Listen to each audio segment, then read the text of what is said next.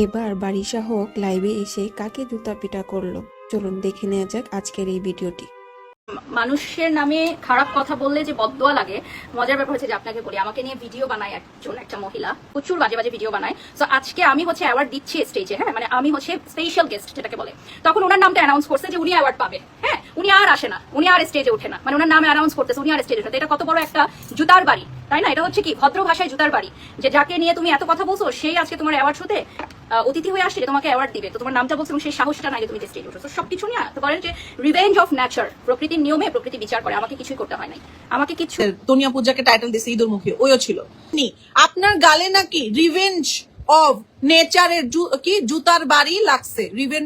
Revenge of nature, তুই কি revenge of nature মারাইতে আসছস? হ্যাঁ, পাচক নামাজ পড়স, আল্লাহর নাম নেস মুখ দিয়া। তোর কি দরকার ছিল আমাকে নিয়ে এগুলো বলার? এখন কি তুই নিতে পারবি? তুই তো নিতে পারবি না। তোর মতো মানুষের সাথে আমি স্টেজ শেয়ার করব? যে মানুষ আমার সামনে পারফর্ম করছে, নাচছে, আমি তো শেয়ার করবো না স্টেজ। আমরা একই প্যানেলে কাজ করি, যাদের একটা রেসপেক্ট আছে, অবশ্যই আমি তাদের সাথে গিয়ে স্টেজ শেয়ার করবো, বাট তোর সাথে তো জীবনও করবো না। নেভার এভার, আমি কখনোই করিনি। কখনো আপনারা কেউ দেখবেন না এই এই এই ছোট লোকের সামনে গিয়ে আমি দাঁড়াইছি কখনো, বা সাথে গিয়ে ইয়ে করছি, কখনোই আপনারা দেখবেন না। ভাই আমি এমনই,